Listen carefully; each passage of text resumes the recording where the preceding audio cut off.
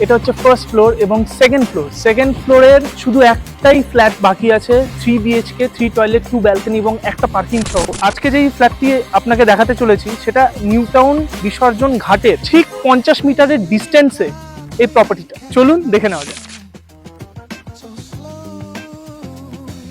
দেখলেন তো, হার্ডলি 50 মিটারের ডিস্টেন্স হবে ঘাটের থেকে। নিউ টাউন বিশ্ব বাংলা থেকে মাত্র কয়েক মিনিটের ওয়াকিং ডিস্টেন্সে এই প্রজেক্টটি, মানে মেট্রো, বাস, অটো এই সব কিছুর কানেক্টিভিটি খুবই শর্টেড। এই হচ্ছে সেই স্ট্যান্ডালোন প্রপার্টি, G+4 এলিভেশন, এখনো কাজ চলছে।